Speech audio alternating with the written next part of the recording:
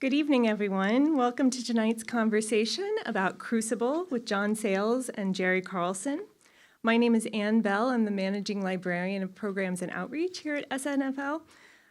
Before we start, I first would like to thank the Stavros Niarchos Foundation for making evenings like this possible. I would also like to remind you that if you don't have your library card, you can get one at any information desk in the building, so be sure to do that. And finally, if you're interested in more wonderful events like tonight's, I encourage you to go to our website and look at what we've got coming up. We've got some wonderful concerts, voice ensembles, poetry, more author talks, all kinds of things. And we would love to have you here again. Let me introduce tonight's speakers. John Sayles is an independent filmmaker, screenwriter, actor, and novelist. He has twice been nominated for the Academy Award for Best Original Screenplay and once for the National Book Award. John will be in conversation with Professor Jerry W. Carlson, who teaches film history and comparative literature at City College and the CUNY Graduate Center. He's a recipient of multiple Emmy Awards, and he curates and hosts the series City Cinematheque on CUNY TV.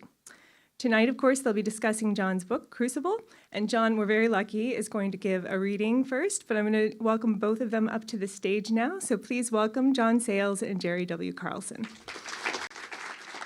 Hey everybody, thanks for coming. Crucible takes place between 1927 and about 1942 in Detroit and Brazil. I'll talk about the reason for those two places in a little bit. And the section that I'm going to read to you right now, first one is, it's set in the middle 30s. Prohibition has just ended. And the main characters that you'll meet from the book is Rosa Schimmel, who at this point in the book is still she's only 20 and she's a member of the Communist Party. She hasn't read the book or seen the movie, so she doesn't know how that's going to turn out. And her brother Ira, who is most of these days unemployed, and she is not a sports fan. And at this point, the only other thing you have to know is the Detroit Tigers baseball team has been terrible for years. They've got good seats, 5 rows behind the dugout on the right field side, Ira with an eye out for slicing line drives. His sister has come under protest, believing that sport belongs to the people, preferably neighborhood children, and should not be professionalized. She's seen a humdinger. Schoolboy Rowe and Johnny Welch battling on the mound, the Red Sox scoring 3 in the early innings, then the Tigers having a big bottom of the 4th, Ira's man Greenberg knocking in one of what would eventually be 3 runs to make a tie. Greenberg, who said he wouldn't play because it was Rosh Hashanah. You'd think he wanted to take off Lenin's birthday. The baseball scribes from the News, from the Times, from the Free Press, all riding the slugger. The Tigers are in a pennant race, for crying out loud. How often is that likely to happen? Misspelling Jewish holidays that Greenberg might want to honor, reminding Hank that you play the game so he won't start sitting out Saturdays as well. Finally, he caved, said he'd thought it over, and thanked Jehovah he's already bought 1 run in, so it wasn't a waste to suit up today. If he's religious, says Rosa, who's maybe stepped into a synagogue 3 times in her life, I don't see where it's any of their business. Because it is a business, Ira explained. They pay the players, just like Ford pays his workers. So do they have a union? The guy to Ira's left, listening to their back and forth for 9 innings, starts to laugh. A ball players union, that's a rich one. The batters would be demanding slower pitches, the pitchers would want to throw from closer, and then the umpires would be expected to go out and kick butts on the picket line. If they're paid, says Rosa, then they're labor. Up until this year, half of them weren't even ball players, lady, said the man to Ira's left. Just a bunch of stiffs taking up space on the diamond. I bet Henry Ford, if he's got any Jews on his assembly line, doesn't let them off for anything but Christmas and New Year. She has made an effort, Rosa, to grasp the rules and customs of the game as Ira has explained them. What constitutes a double play, the ever-controversial balk, the mystery, still not clear to her, of an intentional base on balls, and even the infield fly rule, which she cleverly observed of a pop-up. Why didn't he just let it bounce and get one of those double things? But it is well past 4 o'clock, and the game continues. I thought you said 9 innings. It is 9 innings usually, but we're tied 4-4, and somebody's got to win. They can't play in the dark. No, if it's still tied and they can't see the ball anymore, they stop and then continue the game on another day. I suppose that makes sense. Hoping not to overtry her patience, there are things that Ira does not inform his sister. The principal of these being that Walter Briggs, head of the auto body factory and a rabid anti-union man, is part owner of the Tigers. The Tigers have taken the field for the top of the ninth, and the first Red Sox batter, who row faces, hits a grounder to third, Greenberg making a nice scoop of the low throw at first base. "Would you step in, Kike?" calls a Red Sox fan a few rows ahead of them, 3 or 4 beers obviously clouding the man's judgment here in Navin Field. "Duck," says Ira, putting a protective hand over Rosa's head, as hot dogs, halves of hot dogs, a box of Cracker Jack, and a child's shoe, hopefully to be reclaimed after the contest ends, rain down upon the Boston rooter, some hitting their mark, some sailing past him. "What the gentleman forgot," says the guy to Ira's left, "is that he's our Kike." Rowe gets the next batter on a pop fly. "Atta go, schoolboy," calls the guy to the left. "Why do they call him that?" asks Rosa. He probably picked up a book by accident and somebody caught him with it. He's just a regular fella from Texas. Do they all have nicknames? "Mostly," says Ira. "Mickey Cochrane is Black Mike. Charlie Geringer is the Mechanical Man. Ty Cobb was the Georgia Peach. And the Jewish one?" She keeps calling him that. "Hammer and Hank," says Ira. "Hankus Pankus," says the guy to the left, or sometimes the Hebrew Hammer. Then there's Goose Goslin. Oh, he never had a chance, did he? "You know all of these, Ira, for all the teams?" "Sure, it's part of, sports. Like this young Negro boxer, Lewis. Jesus, that kid can slug," says the guy to the left. "And the more people he knocks out, the more names the writers lay on him. The African Assassin, the Sepia Slugger, the Saffron Sandman, the Mahogany Mauler, the Brown Bomber, the Tawny Titan of Thump." Rosa does not seem impressed. Do sports writers get paid, or do they just get free tickets to the games? This seems the perfect opening for the news that prompted Ira's invitation.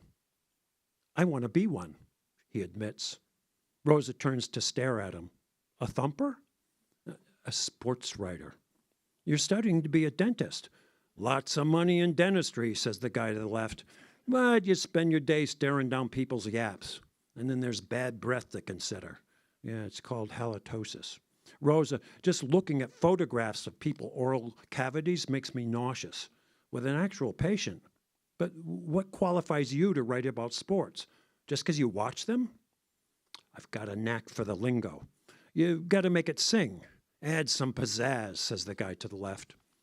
"For instance, that bit of anti-Semitism we just witnessed, if I had to describe it in print," Ira pauses for a moment to compose.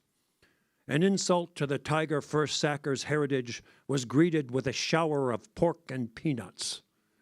"Not bad," says the guy to the left. "I like the 2 Ps. Are there any Jewish sports writers?" Far too few in Detroit, unless they've gentiled their names up. "Look, we got one of ours knocking the hell out of the ball for the Bengals. It's time for us to get in step with America." "Bengals is the same as Tigers," the guy on the left informs her.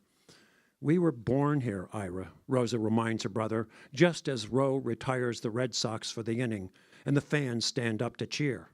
"Is it over?" "No, but if we can score in this stanza, we get the W. Look around, Rosa. What do you see?" A lot of people with sore backsides. Tiger fans rooting together. Rich people, poor people, Hoover backers, Roosevelt Democrats. There's Catholics, Jews, Baptists. I bet there's even Muslims, says the guy to the left. And the other one from the Bible there, what's it, Catamites. I don't think that's a religion, says Rosa.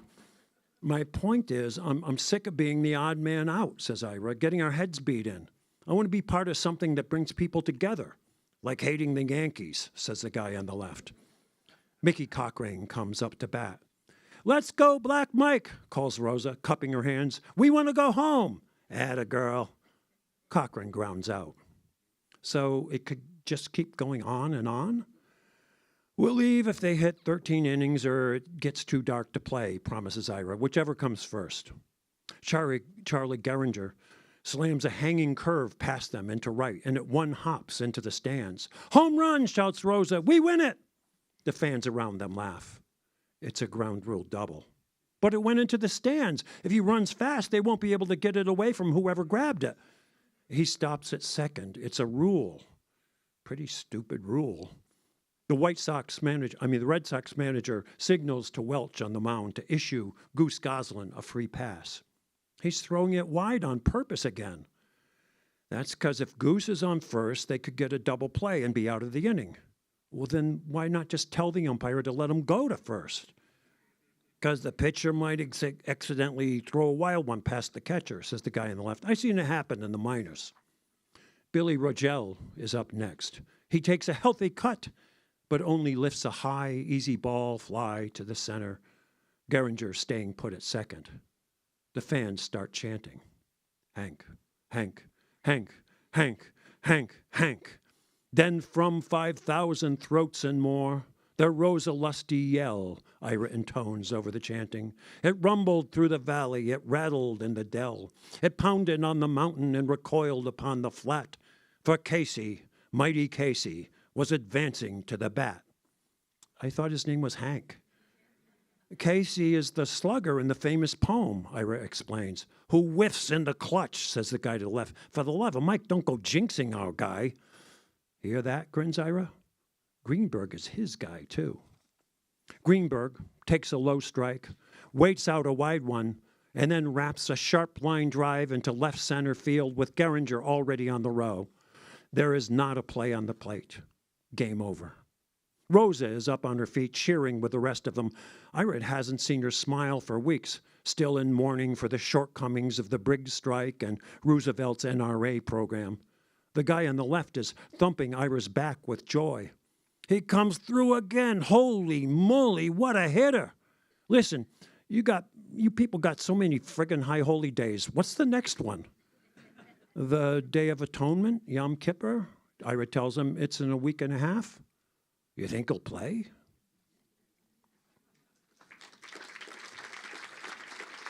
And then, kind of on the same thing, but as a little coda. This is 1940, and the character who's you see this bit through is Ernest Leibold, who was Henry Ford's head of public relations, the perfect name for a public relations guy, Leibold. They sent a man up from the photo department to record the honor. Ernest Leibold will make certain the picture is seen by the right people, as the Detroit papers, which he doesn't trust, have not been invited. He suggested to Mr. Ford that he wear a light-colored suit, knowing that the sash the cross is hung on is red and will show up dark in a black and white news photograph. The medal hung on it is a beauty, a white Maltese cross with golden eagles in the crook of each arm, a golden swastika with a white disc in their claws. The star that will be pinned on his breast pocket is similar and even more dazzling. There has been so much misunderstanding in the American press of the German position, and Leibold hopes that Mr. Ford's acceptance of the award on this 75th birthday and the Führer's lauding of his humanitarian ideals and contributions to peace will help the people open their minds. Heller, the German consul here in Detroit and in charge of this ceremony in Mr. Ford's office, has told him that Charles Lindbergh is expected to receive the honor sometime soon. There will be some naysayers, of course, Harry Bennett bleating his usual noise from the sidelines. But if America's peaceful relations with the Reich are to be maintained, and the company's sales and manufacturing interests there best served, this is a proud moment, and one that Ernest Leibold can take a good deal of credit for. Mr. Ford has gotten so much better at accepting the honors due to him, although in this case he asked that there not be too much fuss. The run for U.S. Senate back in 1918 hurt him terribly, of course, falling short by a mere 8,000 votes to that scoundrel Newberry. Electing senators by popular vote was very new then, and the company had so many fewer employees to rely on. Mr. Ford has deservingly been celebrated often over the years, and people understand that attaching his name to their charity or cause has an enormous benefit, to the point where Leibold must turn down at least 1 or 2 offers a week. But a first-class Grand Cross Order of the German Eagle in gold with star does not materialize every day. Thanks. Ready? Yes. Okay. So, let's start with the most obvious question, which is Detroit. Mm-hmm.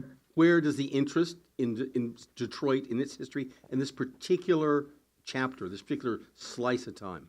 Yeah, I never lived in Detroit, and but I grew up thinking of it as this major New York City where the good American cars were built. I grew up, there were not foreign cars in the 50s around on the streets. It was you were kind of a Ford family or a Chevy family, and there were a few other things that were acceptable.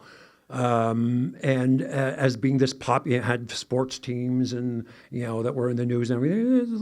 This is like Boston or New York or Chicago or whatever. It's a major New York City. And then the next time I really paid serious attention to it was during the terrible race riot in 1968.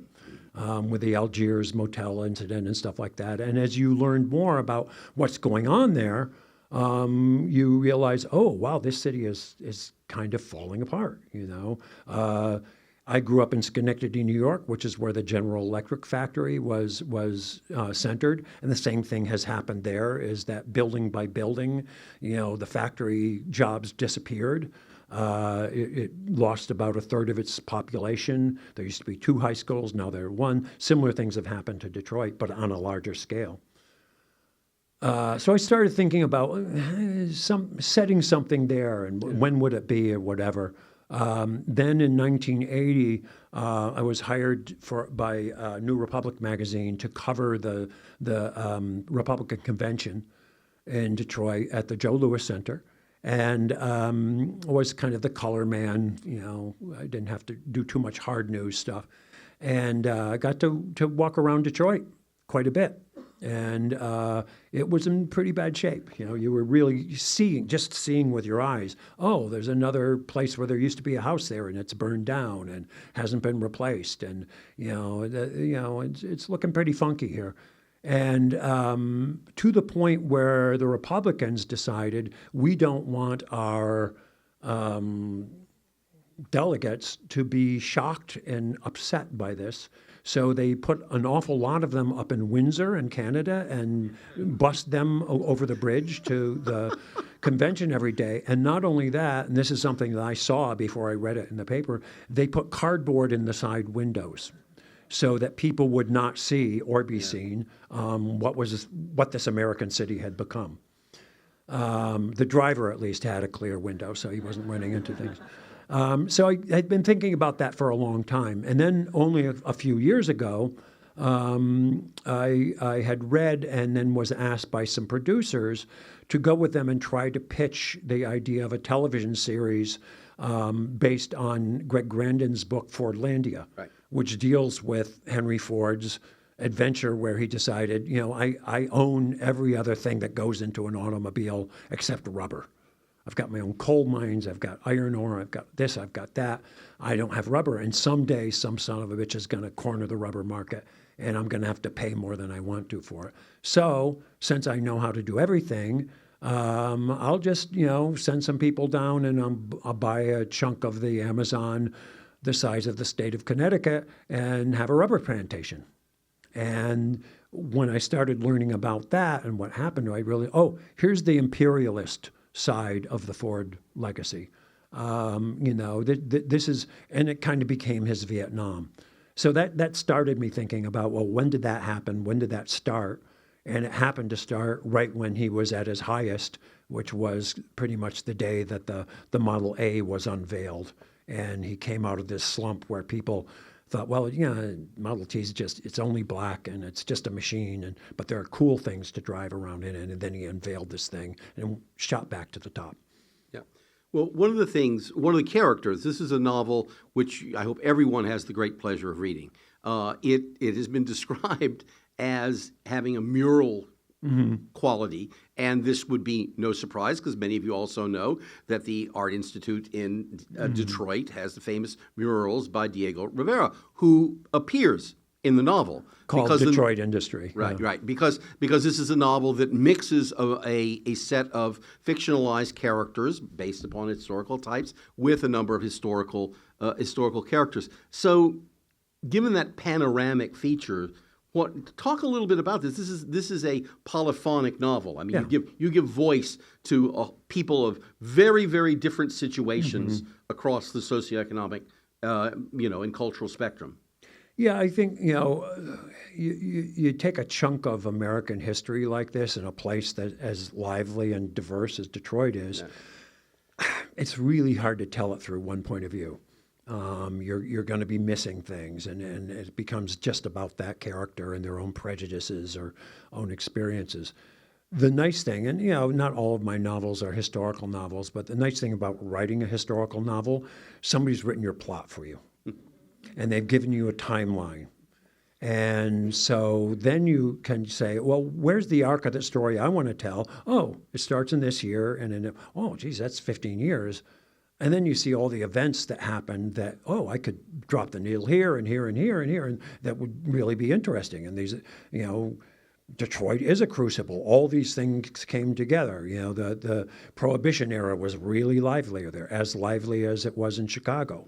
The American, labor movement, that was one of the biggest things that happened is, the UAW coming in, finally getting Henry Ford, who owned his company, lock, stock, and barrel, it was not a corporation, to sign a union contract, almost over his dead body.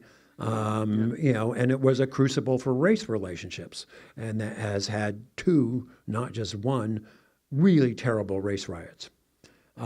So you pick that thing, and then as you start to think of your characters, or who are the people who are going to be where I want them to be, and kind of can come from this community or that community or whatever, you pick an incident and you say, well, who would have to be there?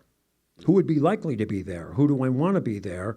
And so sometimes there's a couple incidents where I have three of my characters who show up at the same time, and it may turn into a riot of some sort, like a police riot or whatever, but they have very, very different points of view on it, including one guy who's a reporter for the Detroit Free Press, and he's kind of that cynical, reporter that we know from 30s and 40s movies. So that kind of gives you this playing field, and then you play on it. Yeah. So one of the other things, we can talk about a lot of those characters, but I want to take just a slightly different direction and say, everybody, by the way, he makes movies too, if you didn't know that. Used to. Yeah, okay. Think about the future, young man.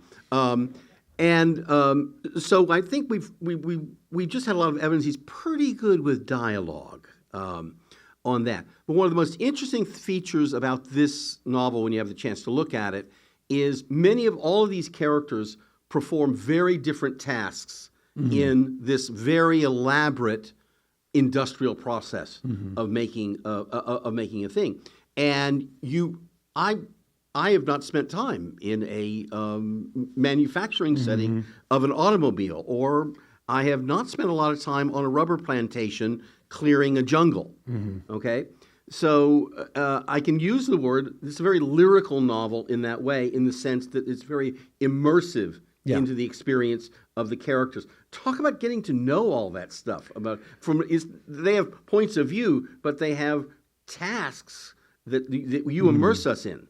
Yeah, and it's not only what was the particular job, let's say at the River Rouge factory, where they're first making Model Ts and then Model As, and then they eventually end up making tanks and Jeeps and things like that during World War II.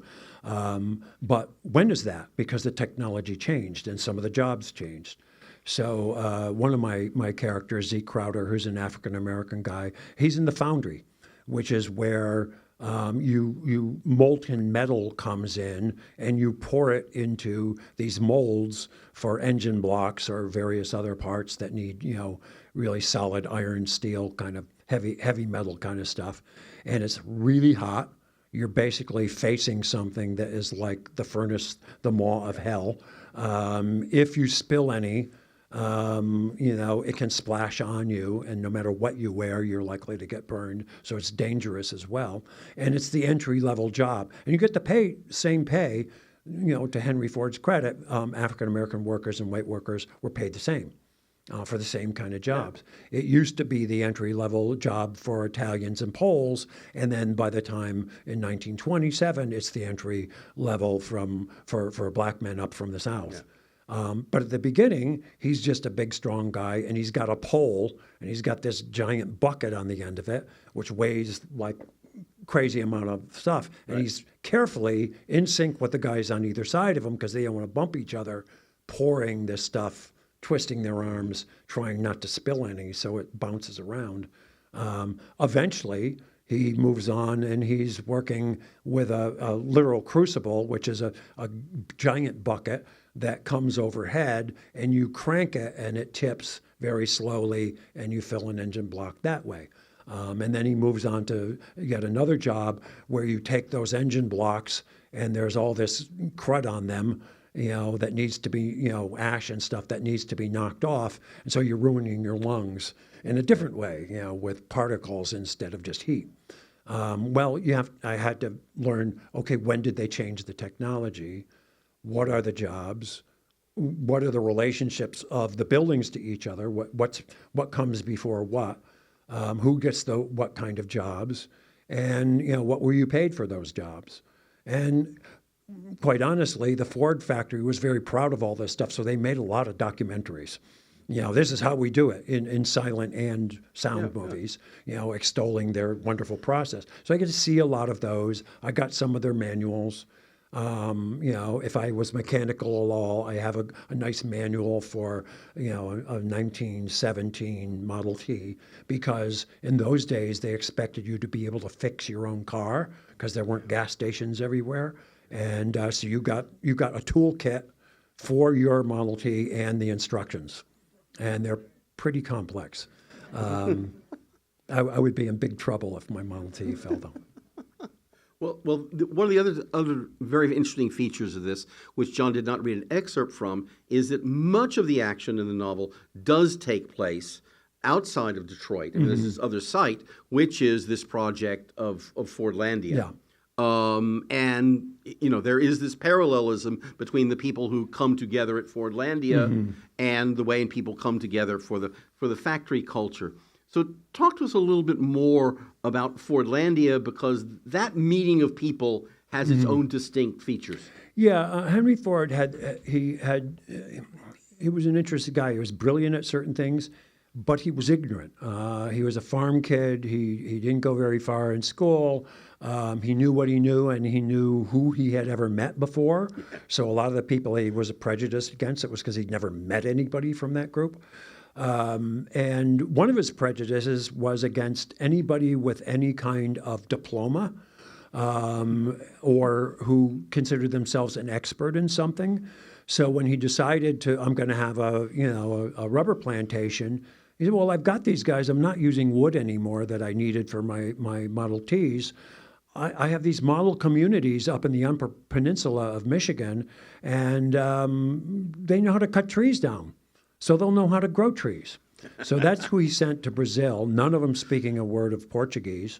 And the first thing that they realized is help. Somebody has to translate for us with our workforce.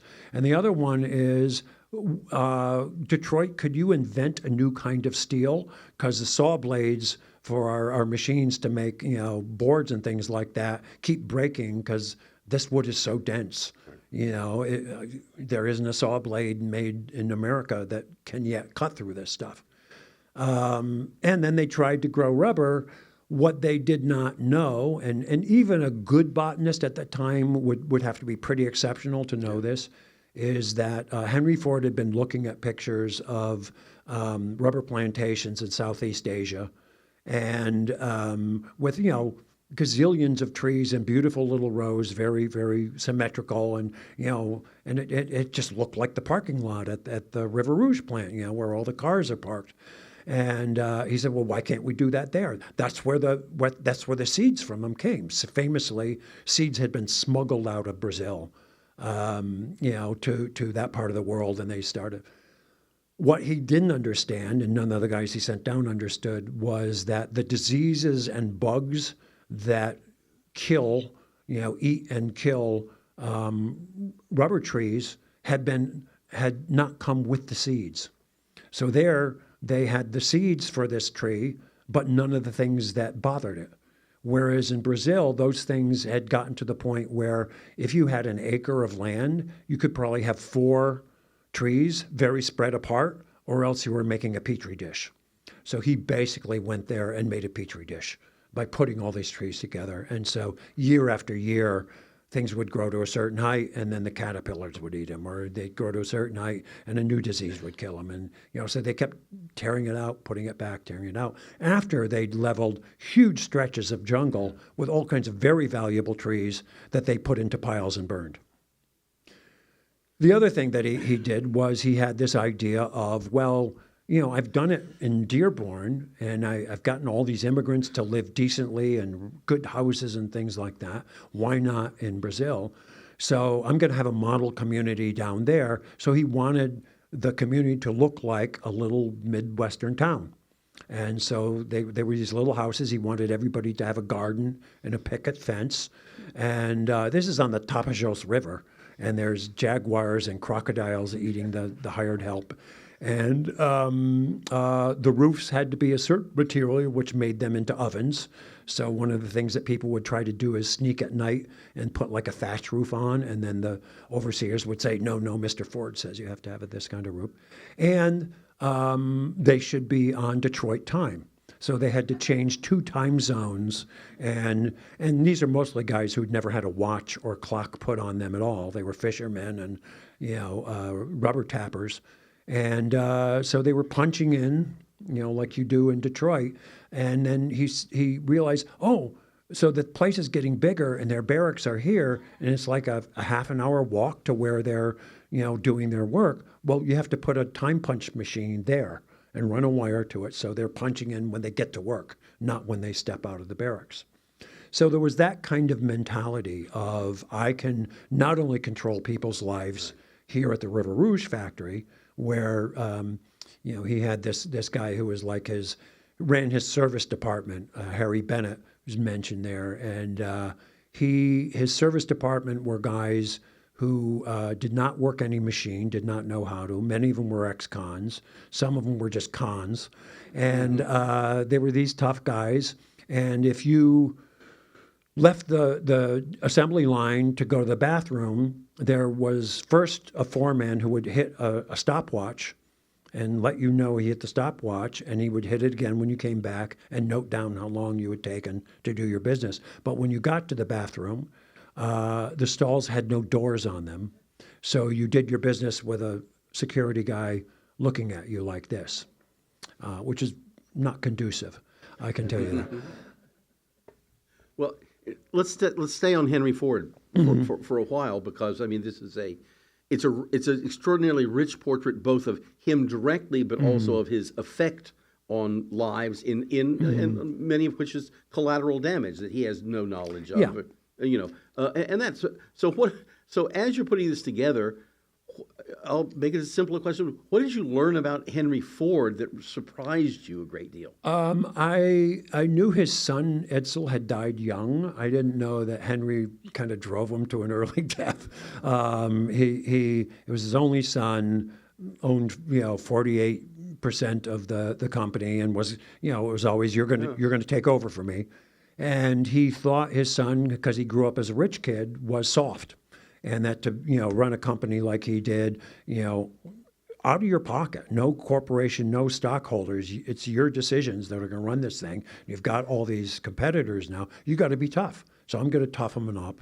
And the way he toughened him up was by giving him projects and, I want you to get into the sun and do this, this, and this. And just before he was ready to change whatever happened in the factory or bring out a new line, he'd say, that stinks, Edsel, and tear it up. He did that more than once.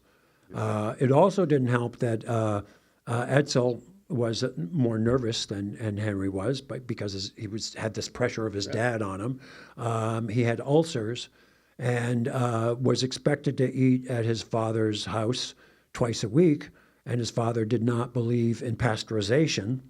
So he was drinking raw milk and got brucellosis, which complicated, and he eventually died of stomach cancer. So I didn't know that family saga. Okay. I didn't know that he's lived very modestly, did not like a lot cocktail parties or a lot, he didn't drink. He didn't want to have a house here and a house there and a house there. He had plenty of money, but he and his wife lived very modestly. Money wasn't the thing. It was, I've been touched by a force to move humanity forward. And I've done it with technology, but I also know how they should live. And I'm going to lead them to that path. And that's where things got complicated. Yeah. One of the, I've already mentioned, since I mentioned the whole the novel, is itself a mural, and Diego Rivera appears there. He not only appears there, but there's actually the scene in which they meet each other. And so that's a really, what did Diego Rivera have to say to Henry Ford? They actually did meet. Edsel, who painted in the side and was actually a fairly good car designer, was artistic, unlike his father, who was more of a machine guy. He was one of the people who invited Diego Rivera to come and do this mural. It was originally only going to be one wall at the Art Institute. And then because it had all this kind of Greco-Roman pseudo-art, on the walls, Diego said, I can't compete with that stuff. I'll do you 4 walls for the same price. And then Edsel said, I think we can afford to have you. We'll pay you for all 4 walls. And Henry Ford at the time had started this thing called Greenfield Village, which is not exactly a museum. It's a bunch of buildings, and it's history told through technological advances. So you might see a carding machine to separate, the seeds from cotton, and then the first, one that was mechanical, and then a modern one or whatever in the same building. And it was within sight of his back patio where he lived in the outskirts of Dearborn. And one day he said, who's that guy, that fat guy who's been hanging around all day, going from building to building? Hardly anybody's coming to my place yet. Who is that guy? And the assistant was there. So, well, that's the guy that Edsel hired to come and do the mural, the Mexican guy. He said, I'd like to meet him. So they went over and said, Mr. Ford would like to meet him. And he'd already felt, well, I owe him because his son let me into the factory for like a week or two. And Diego would go all over the factory and be drawing in his pad. And all the workers thought he was an efficiency expert until they realized, oh no, because Mr. Ford hates fat people. And this guy's too sloppy and too fat. So what's he doing here? It just made them nervous. And they got together, and it turned out they had a great conversation. Diego's Spanish was accent was strong, but he spoke pretty good English. And Ford was, well, how do you do what you do? And it turned out to be a very complicated process. He had assistants. They had to prepare the wall. There's this thing called a cartoon where you do the mural, true size that it's going to be, and then you poke little pins in it, and people come up and they hit this chalk thing, and the chalk makes an outline for you on the wall, and then really complicated, and then Diego says, but of course, I'm just building on what people have done before. I'm influenced by Inca and Aztec and all this Native American art and everything. And Henry Ford said, I never invented a thing in my life. I just made inventions better and put them together. And they have this great conversation, partly because Diego Rivera thinks this machinery, this is going to help us have the promised land of the Communist Party. People are going to have to work only 2 days a week servicing these wonderful machines, and then they get to do creative things and have fun for the rest of the week. This guy is like, he's great, and we should honor him. So, Ford had that open to mind if he actually sat with people. When he didn't actually sit with people, he just thought, well, I know how to do this. Yeah. So let's go from Henry Ford to the other side, as it were, that other side being Detroit as a site of incredibly important site of the history of American labor. Mm-hmm. And so what were some of the things that you put in the novel that are surprising about the labor history and its complexity there? Yeah, particularly with the migrations that are all converging on the city at the same time. Right in the early 30s is the moment when the AFL, which was a craft union, did not like unskilled workers, which most of the people at the Rouge River plant were unskilled workers, were an all-white union. The CIO, Congress of Industrial Organizations, broke away from it. And the Reuther brothers, who I remember from the 60s being very middle of the road to kind of right centrist guys, kind of old fogies, they were radicals in those days. They'd been to Russia. They were trying to form this automobile workers union at all the plants. But what they knew was that Henry Ford, who was the last of the robber barons who just owned his factory, if they could get him to sign, all the other dominoes would fall. And so some of the complexity is, as has continued in the union movement, you had just the kind of labor versus capital thing going on. You had a complicated racial situation. Absolutely. Ford, yes, he was paying the black workers the same as the white workers, but they were generally kept in separate buildings.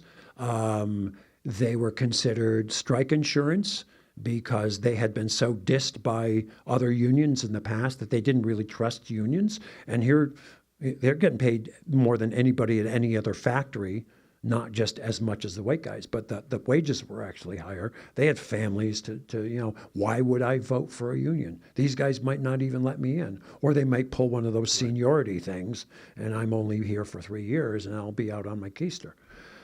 So there's that factor. And then there was the complexity that happened in the general labor movement, is that many of the people who were the most active at its beginnings were leftist. And in the 50s, right around the time of the McCarthy era, it was not spoken in detail, but basically capital said, you want a union, get rid of those lefties. And so there was this purge, and many of the people who had fought side by side with them were pushed out. And so that becomes complex. So like Rosa, the character that is at the ball game, she's a devoted communist at the beginning of it. She's a little too open-minded. She asks too many questions. She doesn't follow the party line blindly, and so by the end of it, it's like she's too radical for the auto workers union, but she's too something else for the Communist Party. And so where does she put her energy? And that gets very complex. Okay. It's been a pleasure giving John some questions or themes, but the time has arrived for your questions from the audience. So would someone yes, sir.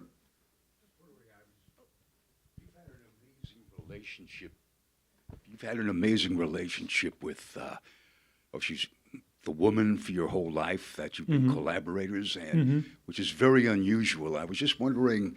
Her name is Maggie Renzi. Yeah, how that has worked for you. Yay! Wow. Woo!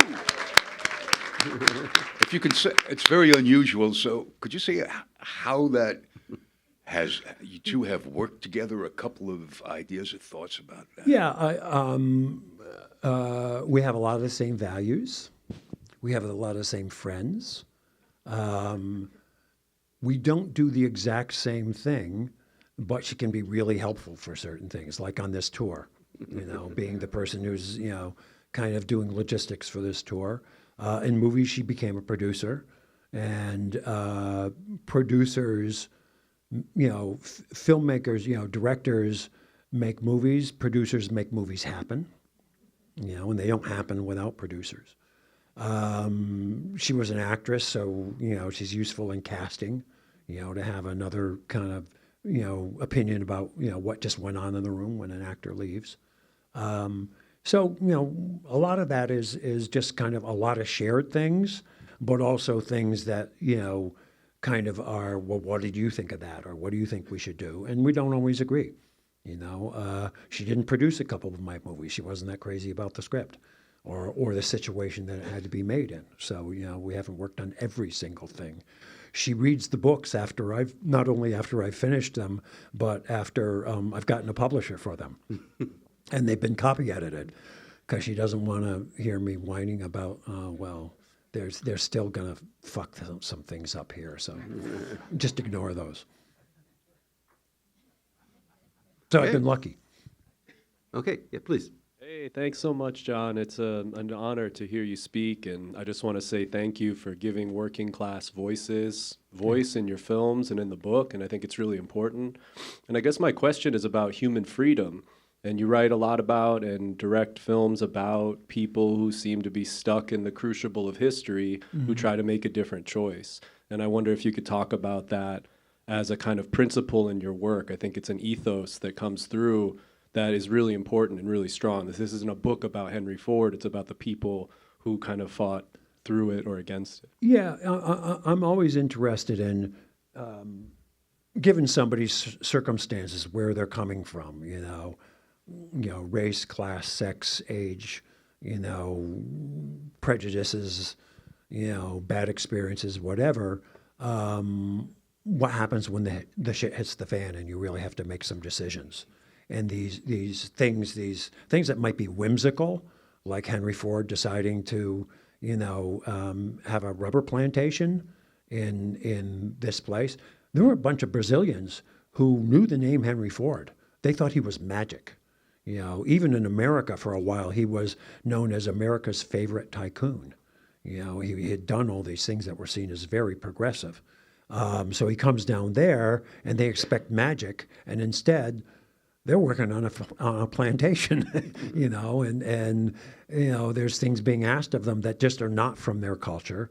Very few people are speaking their language. So it's really, really confusing. And they did a wildcat stroke way, way, way before the people up in Detroit had the nerve to do it. So I think there is that human, just kind of, I don't even have a name for it, but this sounds good. If I could only do this, or shouldn't people be able to do this? And whatever name you get, and then the reality of their life, which is I might lose my job. How badly do I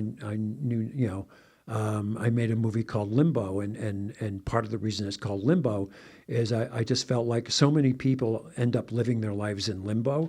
They're so afraid of hell that they don't want to try for heaven. It might be a bad job, a bad relationship, a bad government.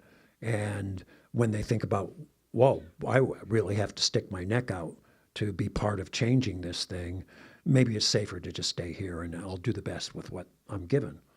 I'm always fascinated with that. And then, the multiplicity of characters, I'm also really interested in, if people are acting this way, what can possibly be going through their heads? And one of the nice things about history is it already happened. And people have written books about them. Their letters to other people are revealed, sometimes diaries, stuff like that. So, unlike today where you have to be, tapping people's email accounts, which is being done, but not by me, you can kind of figure, I see where this person is coming from. I see, it's like Henry Ford's anti-Semitism he wasn't the only one around. Father Coughlin in Detroit was on the radio nationally, putting this kind of shit in the air. Very anti Franklin Roosevelt as well. But he's not like alone in his thinking there. He just bought this stuff hook, line, and sinker and decided, well, I should let everybody else know. You know, whereas somebody on the assembly line, I've got one of my characters, and you know, he meets Rosa, and he's just a Polish Catholic guy who works on the line, and they end up at, you know, secretly, you know, she's kind of avoiding him, and he has to say, look, I'm not following you, and they end up at the same secret union meeting, and then he runs into her a couple of times. He's never spoken to a Jew before. You know, he's seen some, you know, at his high school or something, but those lines weren't crossed. You know, and all of a sudden it's like, oh, that's like a human being. And they come together a few times, you know, within the novel. So all that stuff, for me, there's a lot of drama in that, which is, you know, good for storytelling. My colleague has one in the back here, and then I can move towards the front. A remark you made during the discussion about Rivera and Ford's meeting I found very interesting, where Ford says that he never invented anything, and I found that very interesting from the artist's perspective. Do you find that there are artists that you find you are trying to evoke or reinvent, or are the very historical researched projects that you do in search of something new or something fresh? You know, not too far back, one of my 4 guilds, the Writers Guild of America, we went out on strike, and one of the things we were talking about was AI. And we were very specifically, it was, you know, do not, you know, talk into your machine and have AI write a lousy first draft and then hire us to write a polish for you know, a fifth of the money that we would get for writing a first draft. And they finally agreed to that. At the same time that I realized every screenwriter, every writer is an AI machine. You know, everything we've ever read is in there somewhere, and we may not even remember the source or whatever. But you know, it's part of what, you know, the ammunition we have when we sit down. When it gets very obvious, you have to really think about it, you know. And sometimes, you know, it's I'm gonna, you know, write David, you know, Copperfield or whatever, but I'm gonna set it another time, and everybody's gonna be able to remember the original thing if they want to, or reread the original thing, and then say, oh, see what she's done with this thing. Other times it's very unconscious, and every once in a while. I have been writing something. I said, that phrase or that paragraph is really familiar. Where did I steal that from? And then I realized I stole it from myself, and I have forgotten it. But so obviously, you know, there are things that I'm dealing with. You know, people have talked about John Dos Passos did a USA trilogy. And it has some of his is much more, you know, kind of pointillist and, you know, little things like that. But he tried to tell a personal story and a big story at the same time, using it, the history of the moment. You know, I've read some of that, not all of that, but I'm very aware of it when I write something, and I'm also kind of, you know, aware of other. I'm very aware of technique. So every once in a while, I'm happy to borrow a technique. So for instance, in my last couple novels, you know, there are people who speak English and then speak English with an accent because they don't really speak it very well. And then they have whole conversations in their own language. And I don't even know where I saw it, but I saw somebody do it, where what they did was when they're speaking English, where most of their readers are going to be English, everything that's said is in quotation marks. But when they're speaking their own language, you know, a husband and wife speaking in Spanish or something, I simplify the dialogue and don't put any quotes on it. And then you may throw in a Spanish word every once in a while so people remember, oh, that's right, they'd be speaking Spanish here. Yeah, but that's just a technical thing, you know, and those are, you know, help yourself. Can maybe do 2 more. Anybody? You know everything now? Yes. Yeah. Yeah. Hi, John. Hi. So do you think that these new forms of communication would be something that would entice you to write about something that's really contemporary in terms of technology and in terms of the way that people communicate via emails and all that? Or is that sort of not kind of, it doesn't really touch your creative bones that way? You know, if I figured out how to do it well, it's so scattered People my age complain about people, mostly kids, who don't have much of an attention span. There was an article just the other day where film professors are saying it's almost impossible to get their students to watch a whole film.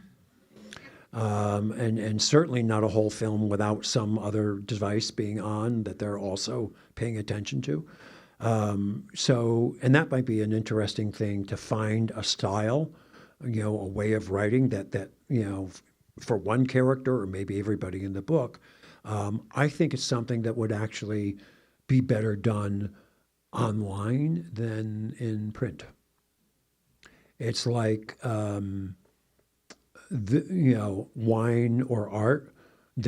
People have developed vocabularies for describing those things, and everyone, he writes so well about wine, or he writes so well about art. But it's such a different experience than either drinking the stuff or, actually going and looking at that painting and thinking about yourself. The best of the writers, you read them and you look at the painting and you see more, or you see it in a different way. But it's a very, very hard thing to do. But it's a very different thing than the art itself. It's criticism, really, what it is. So I'm not interested in writing criticism. I'm interested in writing drama. And I think it's an interesting thing. There was a big panic when the first cell phones came out. Yeah. And for years we'd be having, stressed characters running into phone booths and, dropping their change and, oh God, have I got enough? And, the operator coming on and saying, you have to put another quarter in. And, oh no, that Hitchcock thing. And all of a sudden, Superman's looking for a phone booth and he can't find one. So all of us, and then, for like 1 year, people got away with, oh, my battery's dead. And the people started booing that, yeah, bullshit, your battery's dead. So now people have to realize if we're doing something contemporary, there's drones, there's security cameras, there's people online, they can talk to each other. So if their cell phone goes down, the movie about the guy who had to saw his own leg off to get out of this, tight spot between some rocks that he'd fall into. Well, the first thing that happens is his cell phone is here and he falls upside down and it goes down a crack and he can't reach it, or else there would be no movie, and he might still have two legs, But the drama comes because he doesn't have one. So it's a very, very tricky thing. I think there will be people, probably younger, by 40 years or more than I am, who figure out how to turn that into a book or a story. Last one. Yes, the book dropped, I think, January 20th. Yeah. It's outside. John, It's outside even. Now it is. It's on your door. It's knocking. John, thanks so much. This is incidental, but I'm curious. You mentioned that the workers that Ford sent to Brazil were from the Upper Peninsula of Michigan. And I caught my ear because my mother grew up there. Mm-hmm. And my understanding is that at that time, the population of the UP was almost entirely Scandinavian immigrants and first generation. Am I right that, because I get the giggles thinking about those people in Brazil? Those tended to be the people who came down and worked for Ford at the plant because they just needed a job. Some of them ended up in those sawmill towns that were his little model communities, but he only had those for the Model T period, and then he just didn't need that much wood anymore. So those closed up, even though they were fine and they were functioning well. They actually ran very well, partly because they had a bunch of Scandinavians running them who are good at following rules and fixing things. Okay, Thanks, everybody. Thank you. Thank you, John. I'll be outside signing books.